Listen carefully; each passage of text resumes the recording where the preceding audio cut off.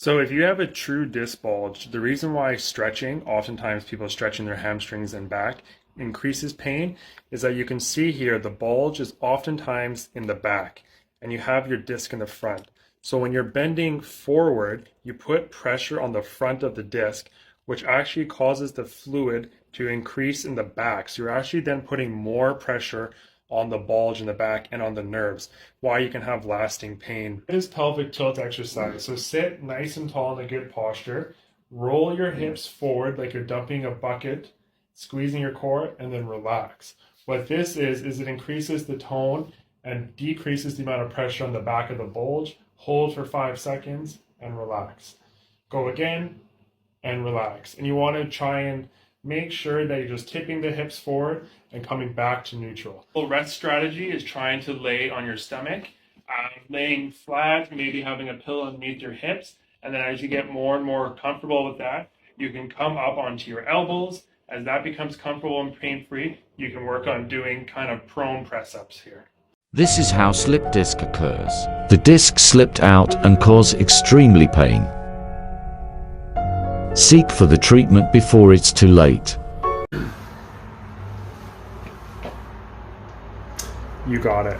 Before we begin, it's important to note that your spine, this is the back here, sits on your pelvis. So your 2 hip bones and your tailbone.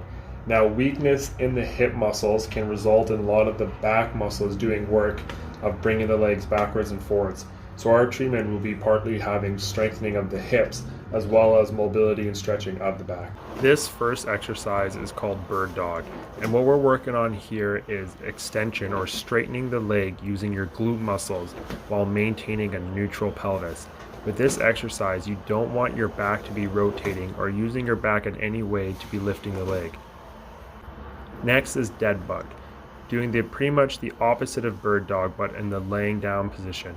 This is working on the core muscles. The core muscles directly strengthen and help to stabilize the spine, so it's important that these muscles are strong. Here what I'm doing is opposite leg and opposite arm for maximum resistance. This final exercise is standing hip abduction, or bringing your leg out to the side. This works on primary glute muscles that help to stabilize and support the pelvis in standing on one leg or during walking. Important to keep these muscles strong. Again, no rotation to. Hey, so your back hurts? Yeah, I'm a chiro. I'll show you how to stretch it. Sit up, leg up, bend it. Hold for 30 seconds. Then switch it. I'm a chiro. This is the most important stretch you can do for your lower back. Let me show you what I'm doing. So you get your knee into the corner of the wall or as close to the corner of the wall as you can and get your other leg up. It might be hard at first, you might need to bend forward, but eventually as the muscles loosen, you'll straighten them up. Go Kel. See, the hip flexors, which you're stretching now, attaching to the spine, and when they're tight, they cause a lot of back problems. This is the best stretch you can do to loosen up those muscles. I do it every day for 2 minutes on each side. Try it.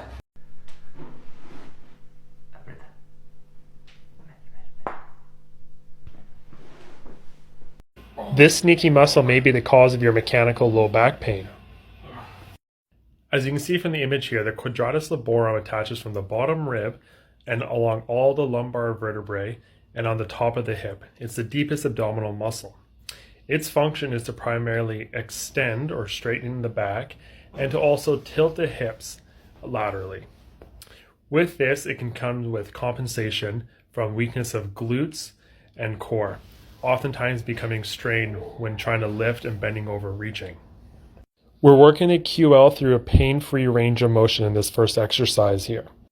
A more advanced exercise will be doing the oblique child's pose to really progress that end of range. Lastly, we want to work on glute strength using the banded T's. This helps to prevent compensation of the QL to do more stability at the hip, activating glutes.